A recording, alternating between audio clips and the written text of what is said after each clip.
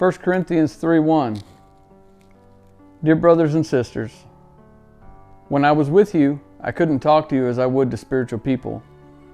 I had to talk as though you belonged to this world, or as though you were infants in Christ. I had to feed you with milk, not with solid food, because you weren't ready for anything stronger, and you still aren't ready, for you're still controlled by your sinful nature. You were jealous of one another and quarrel with each other. Doesn't that prove that you were controlled by your sinful nature? Aren't you living like people of this world? When one of you says, I'm a follower of Paul, and another says, I follow Apollos, aren't you acting just like the people of the world? After all, who is Apollos?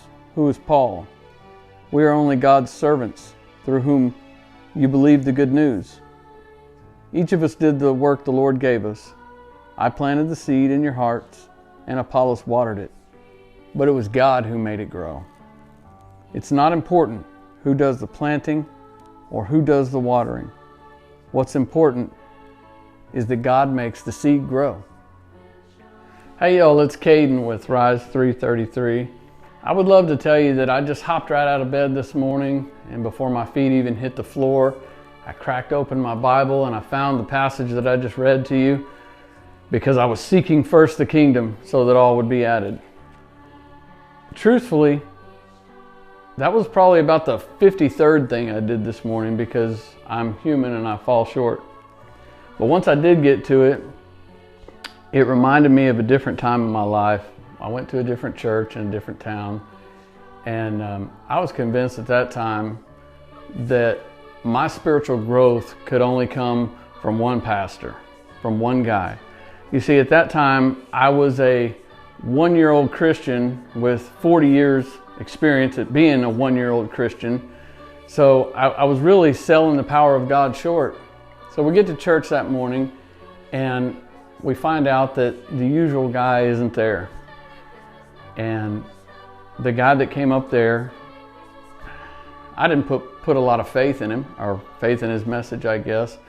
And I was just getting ready to get up and leave, because I thought, man, this is just a waste of time. I'm not going to get anything out of this. When I heard that small, still voice in the back of my mind, and it said, do you really believe that I can only speak to you through one person?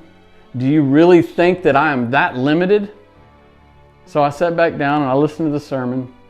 It turned out to be one of the best, most phenomenal sermons that I had ever heard to that point. So that makes me think of my own ministry, this ministry. It makes me think of others who try their best to be obedient in spreading that seed. We spread the seed, we do our best to water it, but it's easy to forget sometimes it's not our job to grow it. We can't save people. Only God can save people. We can be obedient, we can spread the seed, and we can do our best to water it, but we have to let God do the growing. We have to let God grow the crop. We've got to understand our role in this, which is to be obedient. God doesn't need us to do His work, but He does call us to do it. So our job is to do it the best we can. Be obedient, spread the seed, do your best to water it, and put it in God's hands. I love you. God bless you. I am my brother's keeper.